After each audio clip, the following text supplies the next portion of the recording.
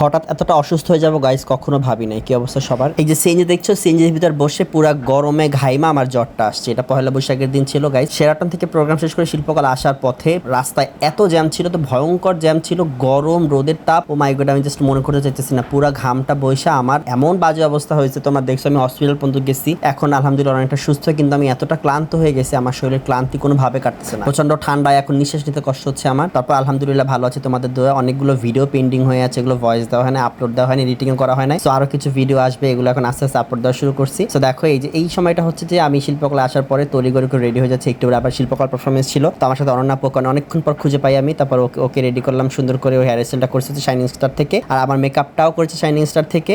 জন্য আকাশ ভাই অসংখ্য অসংখ্য থ্যাঙ্কস ডিজার্ভ করে। খুব সুন্দর লাগছিল আমাদের ড্রেসটা। কেমন লাগছে বলো তোমরাই কমেন্ট করে জানাও। দেখো আমাদের ড্রেসটা কতটা ম্যাচিং হয়ে গেছে। আমার ড্রেসটা কিন্তু কাস্টমাইজ করা আপু ড্রেসের সাথে ম্যাচিং করে। যদিও জামাটার কোনো ভিডিও নিতে পারি নাই, কারণ এর আগের দিন রাতে কোনো রকম 5-10 মিনিটে করা হয়েছে। আর আপুর কানের দুলটা পেয়ে যাবা তোমরা হচ্ছে সানিস কালেকশনের। নিসাপুর সাথে দেখা হয়ে গেলে একটু দুষ্টুমি না করলেই তো না, তাই না? দেখো এখানে মেকআপ রুমে সবাই, ব্যাক স্টেজে সবাই রেডি হয়ে গেছে। অনেকগুলো নাচের দল ছিল এই দিন, সো সবাই রেডি হচ্ছে। আর এই যে আমাদের শিল্পকলার মহারানীর এক একজন এক একটা লুক নিয়ে রেডি হয়ে বসে আছে। এই দিন আমরা একটা ইন্টারেস্টিং পারফরমেন্স করেছিলাম, যেটা হচ্ছে যে 8টি ফর্মে আমরা একটা গানের মধ্যে পারফরমেন্স করেছিলাম ভাগ ভাগ ভাগ ভাগ করে। তো সেই গেট আপই সবাই আলাদা আলাদা করে নিয়ে নিয়েছিল। এখানে অনেক বেশি মজা হয়েছে, দর্শকরা নাচটা অনেক বেশি এনজয় করেছিল। সো তোমাদেরকে নাচটা আবার একটু দেখিয়ে দিই, তোমরা নাচটা আরেকটু দেখে নাও যে কিরকম হয়েছিল।